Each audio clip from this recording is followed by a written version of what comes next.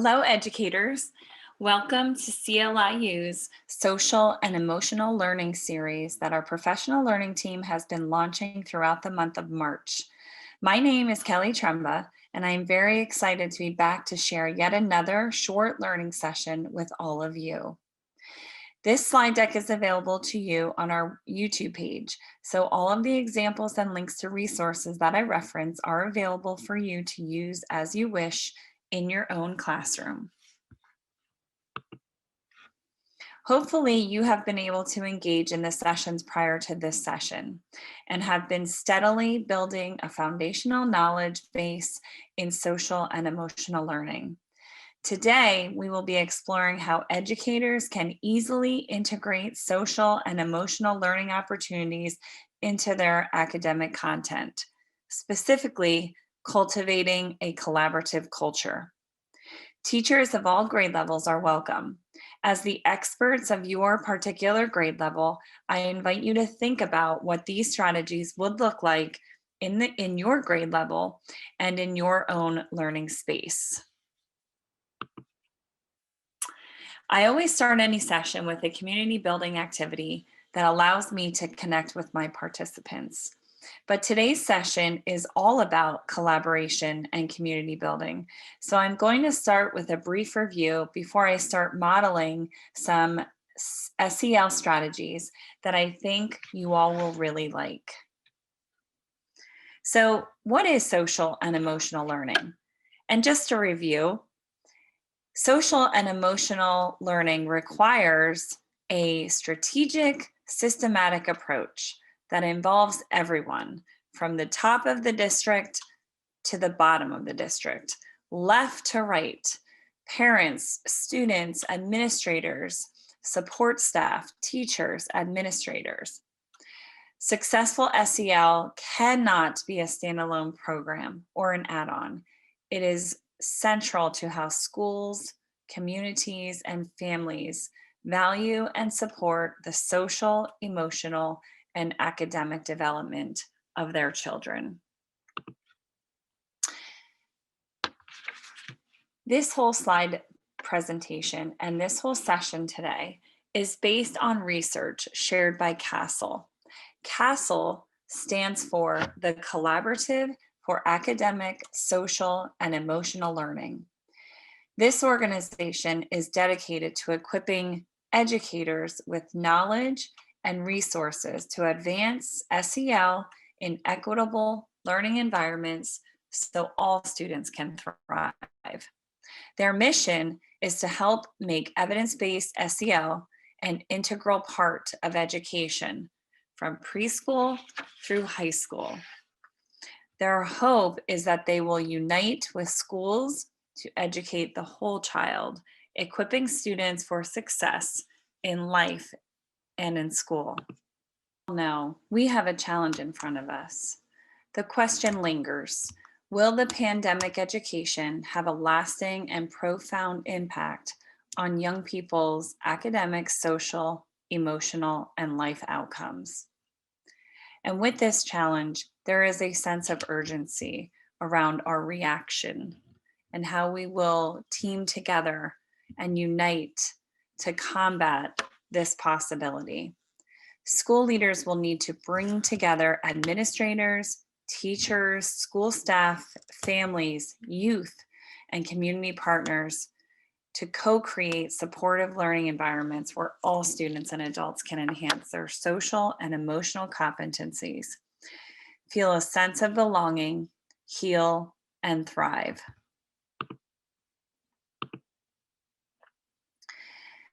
CASEL feels it is possible to prepare for the future without knowing what it will be.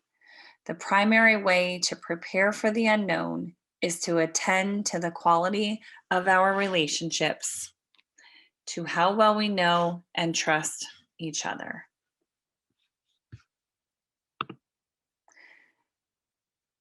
CASEL has a framework upon which all of their work is built. And the framework, what you see on the screen, is what it represents. So in the middle, of course, we have social and emotional learning. and the different aspects that impact that social and emotional learning. One's self-awareness, ability to self-manage, ability to make responsible decisions, one's relationship skills, and social awareness with others. So as you can see, the first layer around that is what that looks like in the classroom, the SEL curriculum and instruction. And then the second layer, as you can see, is what that looks like in the schools, the school-wide practices and policies that are adopted. And then finally, what that looks like in the home and the community. We need the parents, the family, and the community partnerships in order to be successful in a holistic manner. Of course, there are some critical practices that are going to lead to systemic, social, and emotional learning. This session in particular is going to build upon the practice that CASEL feels it is necessary to take time to cultivate and deepen relationships, build partnerships, and plan for social and emotional learning. In addition, the ability to create safe, supportive, and equitable learning environments that promote all students' social and emotional development. While there are two other practices that are critical, these two are the ones that will base our training today. Along with the framework and the critical practices, CASEL endorses 7 trends that support social and emotional learning. Last week, Empowering Youth Voice was launched as part of our series. In addition, Strengthening Adult SEL will be coming after this particular session. And I believe the first 2 sessions not only introduce what is CASEL, what is social emotional learning, but also Trend 5, using data for improvement. Today's session is going to be based in integrating social and emotional learning into the academics. Of course, this is also going to be focusing on how to cultivate a culture of collaboration in the classroom. Because thinking back to the framework that I just shared, as educators, what do you have control of? You have control of what goes on in your classroom and what competencies you integrate into your academics. While I share many strategies today, they will all represent these 4 drivers that are going to help decide what strategies are going to support social and emotional learning. So each of the strategies that I share today will include the mindset of one of these, or 2 or 3, or it could include a mindset of all 4 of them. So the first one, fostering academic mindsets. In all of these strategies, we want to help students see themselves as learners as well as contributors. The second driver, aligning SEL and academic content. We want to embed SEL objectives into the curriculum. When we're reading something or writing something or studying a social studies unit, discussing math, art, the arts, and other content areas, we want to build and reinforce students' experiences of key SEL skills such as empathy, conflict resolution, and appreciating diversity. We also want to make learning interactive so that students are encouraged to lead discussions, lead interactions, and contribute to teamwork. And then finally, we want to elevate student voice. We want to provide all students with opportunities to be leaders, problem solvers, and decision makers. So many of the strategies I share today will be based in many of these ideas. So the way this session is designed today is to reflect CASEL's signature practices. So the very beginning, we will explore some welcoming and inclusion activities. The middle part of this session will explore some engaging strategies, brain breaks, and transitions. And then finally, the final part of this session will explore optimistic closure strategies. And of course, all of these strategies and activities will have a foundation in academics as well as collaboration. So let's take a look at some welcome and inclusion activities first. When we are integrating social emotional learning with academic content, we just want to make sure that we recognize that we will get way more out of our students if they feel safe, supported, and well known in our classrooms. So please don't ever look at the time spent in engaging students and building community and building a culture of collaboration as a waste of time, because the time that you spend building community will come back to you in fewer behavior issues, as well as better student engagement and better student collaboration. When we allow students to communicate, they eventually take a step towards better cooperation, which of course leads to better collaboration, which of course leads to a more united sense of community. Of course, trust increases as well as knowledge. So we're going to take a look at what welcome and inclusion activities that are have a foundation in academic content, but also are promoting collaboration and community. So the first example that I'm going to share with you is one that you can adapt to any day of the week. This particular one is Feel Good Friday. I've done this with teachers before to begin trainings, and they just love it. So what happens is you give a Post-it to every participant. So you would give every student a Post-it. They would write their name on it, and then they would fold it in half. They would go and put it on a whiteboard or a poster board or just a wall, wherever you would like them to, and they would just stick it up there. And then you would have everybody go back to their seats, and then students would randomly go up and pick a Post-it. Whatever Post-it they get with whoever's name is on the Post-it, they have to write something nice about that person. And then they end up giving it to the person, or you can have them put it back up on the wall and the people have to go and find their Post-its. However you would like to create and create that activity is perfectly fine. But what is the value in this activity is that there are a lot of smiles. When people go and see what someone else has written about them, there's always a lot of smiles. And again, it leads to a student feeling welcome, a student feeling a part of a community. And of course, it's a first step for many of these students to start opening up. This slide, I have a lot more of ideas with you. As I shared earlier, this slide deck will be available for you underneath this video on our YouTube page. And all of these are going to share, many of these slides are going to share links with you to resources where you can find many, many more examples. So here's a link to 70 prompts for January to March, which of course you can adapt to other days of the week.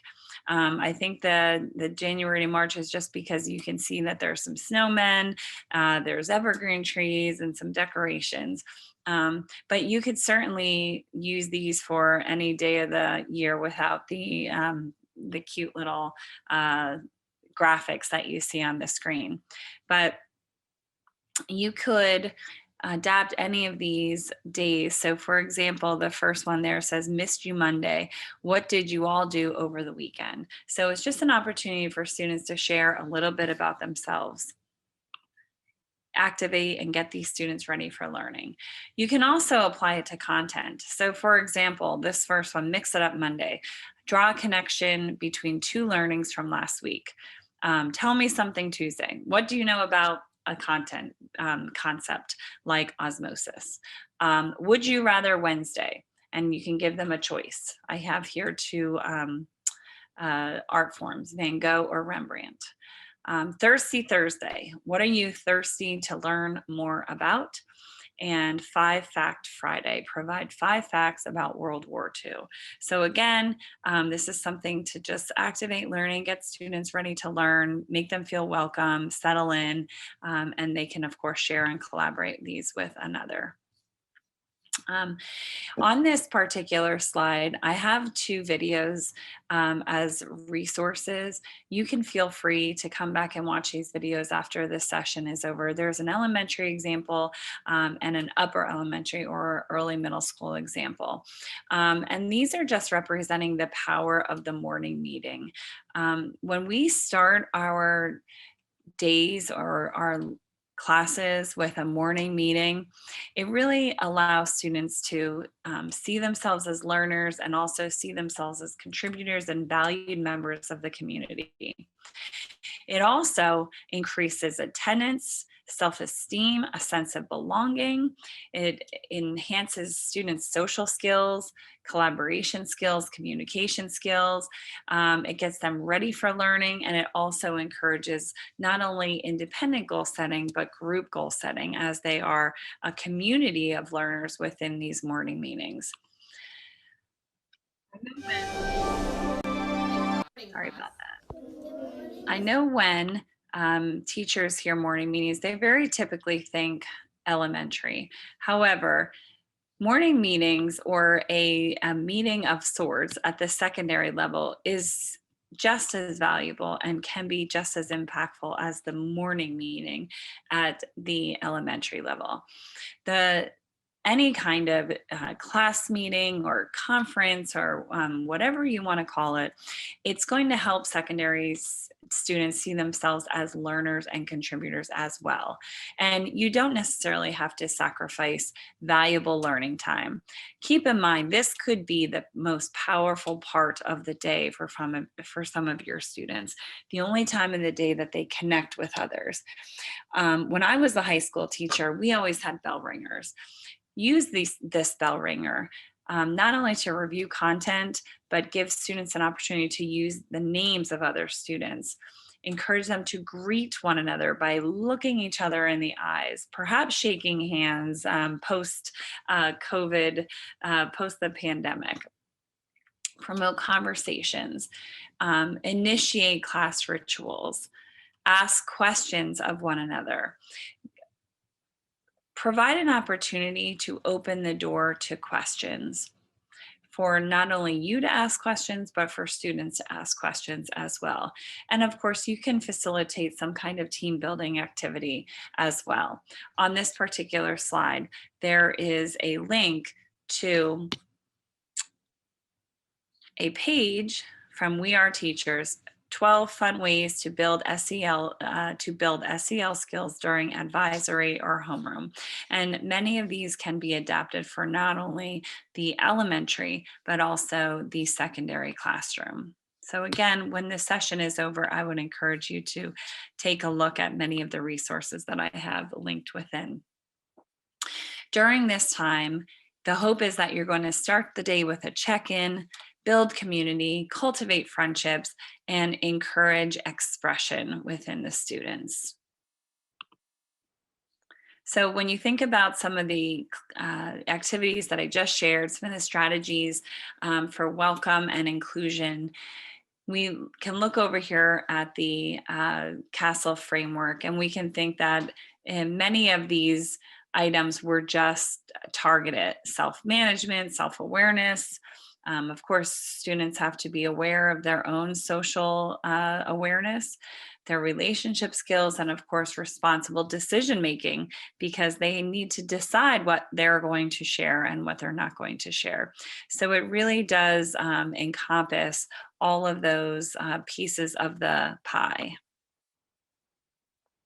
Next, we're going to explore some engaging strategies, brain breaks, and transitions. And in this part of this session, I'm really going to share some ideas, but also many resources. So once again, I would encourage you at the end of this session to go back into the slide deck and to click around and check out some of these resources. Once again, we're going to explore, what does this look like?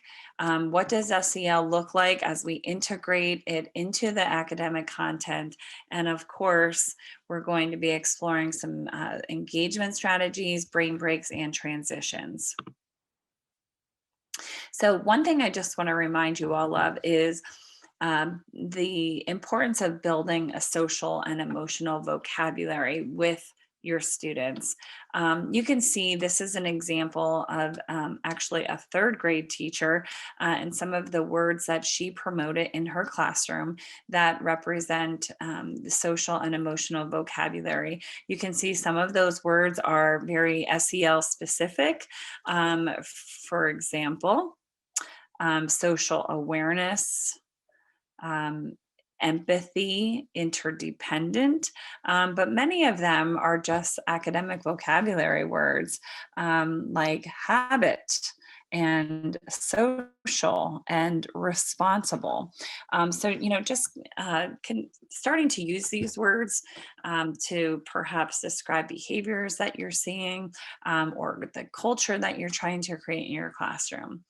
Also on the right-hand side, you can see an attempt to alter mindsets in the classroom. And just reminders, in our classroom, we say, rather than saying, I'm no good at this, how can I improve? Instead of saying, I give up, encourage students to say, let me try a different way. So again, just, even modeling and calling out some of these words and calling out sayings that you hear students say that are more of have a positive spin on them than a negative. That is one way to start changing culture in your classroom.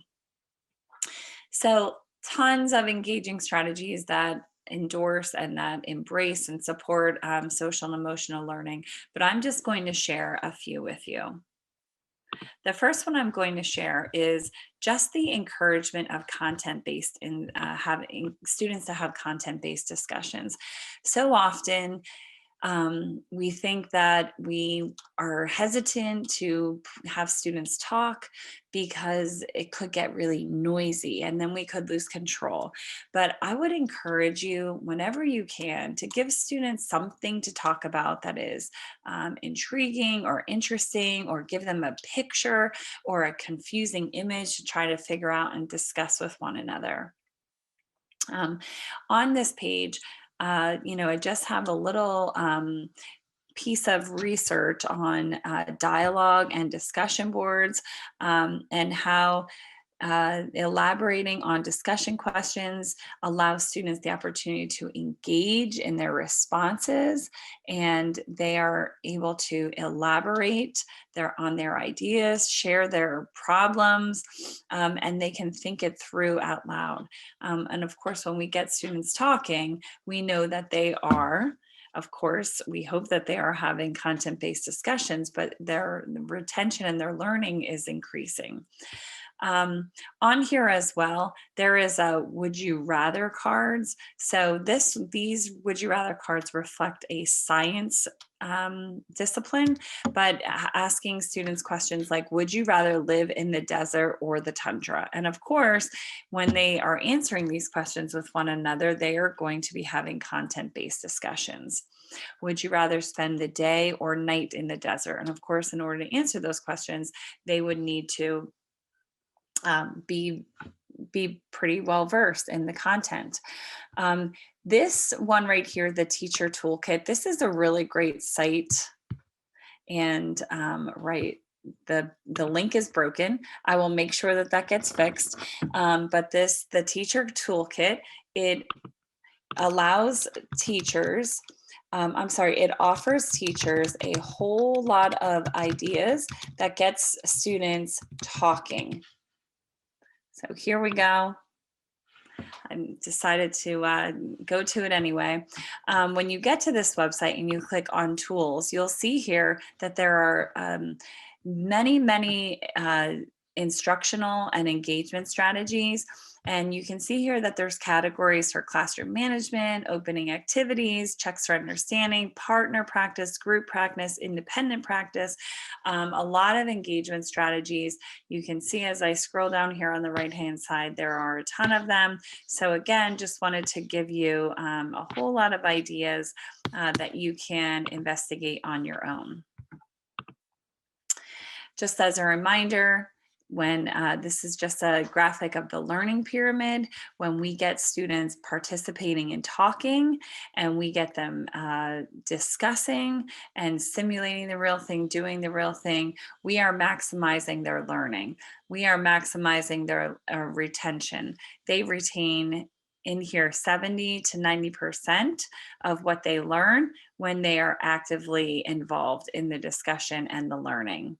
So not only are you creating a safe space for learning, but you are also maximizing learning and retention.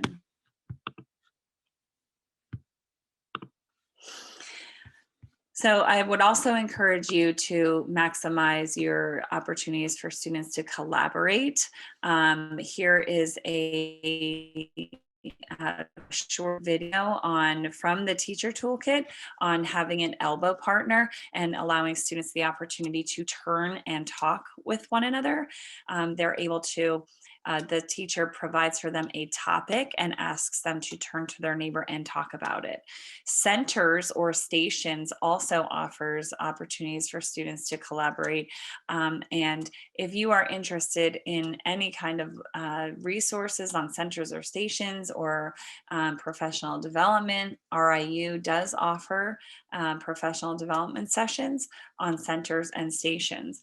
But you can see this is just one example because sessions and stations and centers can be set up in many different ways.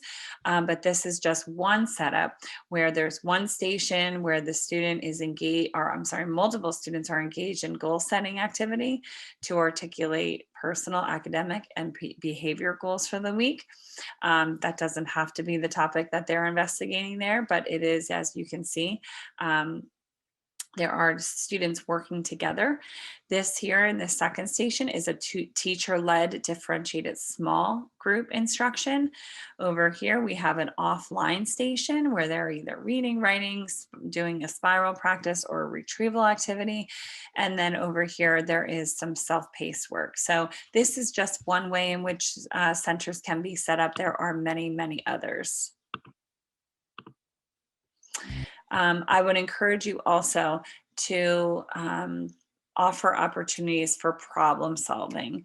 So if you've ever heard of project-based learning or project-based learning assessments, here we have 15 ideas that are fit for your classroom.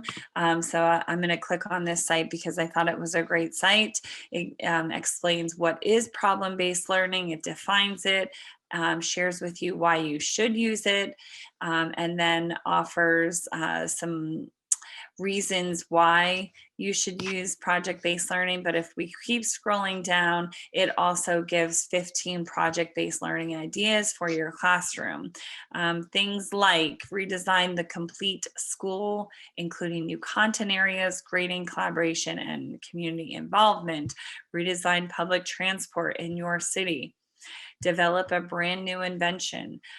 So again, lots of ideas here for problem-based learning. Another resource that I wanted to make sure that I shared with you is something called Breakout EDU. In both of these resources, they offer students with opportunities to focus on and build their critical thinking and social and emotional skills in order to solve complex problems. So they're working together as well as, really building their own ability to not only problem solve, but to work with others. Breakout EDU offers, it's almost like a scavenger hunt. It offers clues. There is a physical it is set up physically, like in a physical classroom, but there are also digital opportunities that students can engage in and just interact with the digital puzzle or riddle, if you will, that Breakout EDU has set up. So I would encourage you to check out both of those resources. And then finally, I just also want to make sure that everybody always remembers the importance of reflective practice. When students, as I call it, think and ink, they are thinking and then they are writing things down, because writing cannot happen simultaneously when the expectation to listen and think is present. So I would encourage you to encourage students to write things down, because it not only keeps them engaged, but it helps them internalize their learning. Of course, it makes their thinking visible, but keep in mind it does require processing time. So with that in mind, I am going to pause here for a moment to give you some processing time, because reflection is an essential part of learning. When we think of our reflection and we think of our new learnings, if we don't give time for students to reflect anything new that that has been shared with them, either the learning or the reflection time is going to suffer. So I'm going to give you about 30 seconds here to just think about everything that I just shared and jot down any ideas that you might have.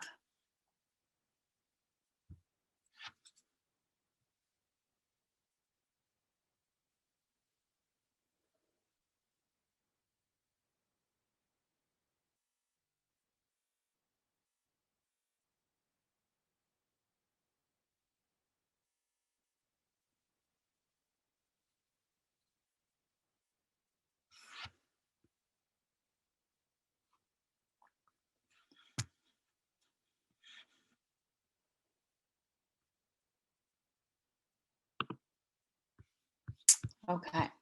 So I'm going to move on and just share with you some opportunities and ways that you can integrate SEL into brain breaks as well as transitions. And sorry, I went forward there for a moment. And in sharing these examples and in implementing any of these in the classroom, you will also be building community as well. So these are, like little fun things. So the first one is a dance party. So just, find a fun, clean video that has a good song on it. This one is Happy by Pharrell Williams. And I don't know about you, but when I hear this song, it just makes me want to get up and dance. So just doing, like a dance party with your kids will definitely not only encourage community involvement, but will also, hopefully encourage some kids to take a step out of their comfort zone.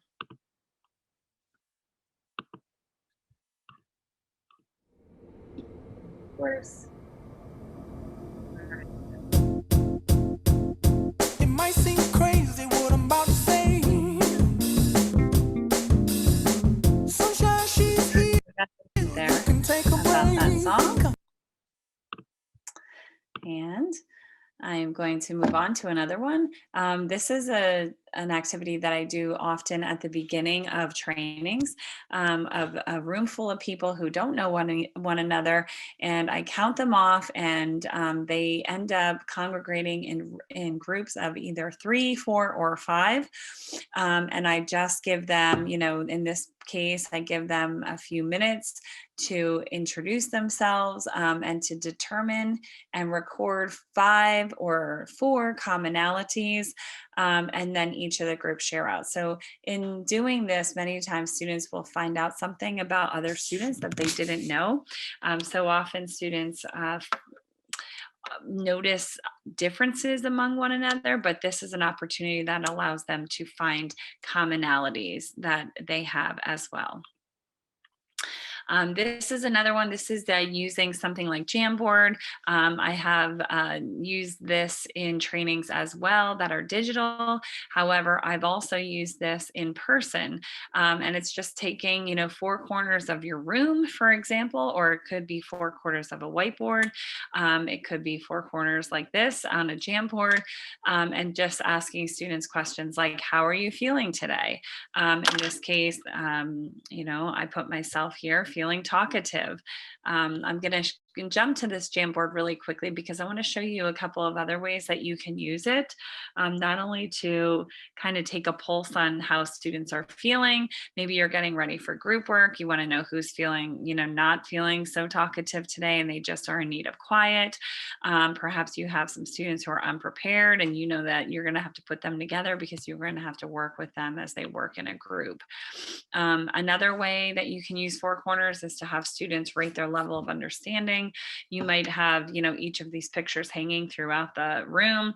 And, if it's, let's say, the distributive property in math, or if it's, any kind of content area concept, you can ask them how they're feeling about that. And then when they get into their groups, perhaps give them a task. So if all the students who went to this corner, they might have a task. All the students who went to this corner, again, they would have a task as well. So just another way to unite students in a collaborative effort, but also, promoting collaboration, promoting community, and also self-awareness. And then this is a really great website. This is a virtual wellness website that Capital Area IU has created. And this is a great way to take a brain break as well. You can explore any one of these. There's sounds and music, virtual relaxation, self-care activities, mindfulness, live animal cameras, and virtual field trips, just to kind of sit back and relax and watch animals, get creative, and of course engage in puzzles. So this is a great way for students to take a break, for you to take a break, and just let students have some either downtime or interaction time with others. And of course, during this time, when we're in this part of our lesson where we're engaging students in strategies, or, we want to take a brain break, or we want to transition, this might be a great time to share stories and personal experiences for teachable moments. I know when I was teaching, I talked about, lessons that I had learned and things from my childhood and my school days. Tell them funny stories, and, they feel connected to you. This is your opportunity to work on partnerships with them, as well as allow them to work on partnerships with one another. Teach students how to work in a group, nurture a culture of kindness, allow students to practice role playing, encouraging once again, making time for reflective writing and talking, of course, modeling, working toward a common goal, and then of course, fostering deeper connections, which is what we're, really trying to do here. And again, I think you'll agree that, all of the strategies that I just shared with you are promoting self-awareness, self-management, again, responsible decision-making of students. It's encouraging relationship and social awareness skills. And finally, I'm going to share with you just a few strategies that would represent an optimistic closure. What does this look like in the classroom? And again, keeping in mind that, through all of these, we're trying to promote learning and contributing, weave the SEL into the content, make learning interactive, and elevate student voice. So I just want to remind you of the importance and purpose of closure. The end of the class period may often feel like a time to slow down and regroup before another set of students arrive. An alternative view is that these last moments, which usually occur when ideas have had a chance to marinate, can be a time when quiet thinkers finally articulate their ideas. In these moments, students can deepen their own learning and entire groups can share ideas and make meaning of content. And this quote comes from an article that I have linked to this little text box down here called Let It Marinate, the importance of reflection and closing. So in this portion of the session, I just have some, examples of exit tickets for self-assessment. If I were my teacher's shoes, if I were teaching the lesson, I would make sure, draw a label and draw something, label it, caption it, 10 words or less, write a summary. Of course, over here on the left-hand side, there's a red, yellow, and green light where students would have to self-assess, put their names and perhaps an explanation as to why they feel, yes, I can, I'm getting there, and I need more help with this concept. So again, self-assessment. Here are some examples of self-assessment and sharing. For example, creating hashtags and posting them either, on a piece of paper like this and sharing them out, or if the class has a blog or a Facebook page, providing wise words for peers. And of course, doing some kind of brain dump and then divulging it with others. When we think about whole group closure activities, this again is a great resource here in the middle where it has 13 exit activities that let your students move.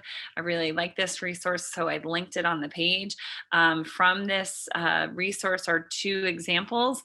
One's called Flock. So it's kind of similar to the Four Corners where you're asking students to move to a corner that. So in here, Flock to a standard. The standards are posted throughout the room. Flock to a standard that they connected with, flock to a standard that they improved upon, flock to a standard that they enjoyed, and flock to a standard that they still need to work on. And then of course there's another one where it's called quick fire. Teachers post a vocab word or concept, and then students get 60 seconds or more time, depending on the class, they come up with a short skit or dialogue exchange to demonstrate their understanding of that particular vocabulary word. Again, all whole group closure activities that allow them to demonstrate their learning. Of course, during closure, we want to make sure that we're teaching students to monitor their own progress and self-assess, in hopes that this is helping to teach mindfulness. And we always just want to make sure that we're ending each day or each lesson, each class period with intention. Again, just looking at the framework, closure definitely allows students to, dig in and explore their own awareness as well as management.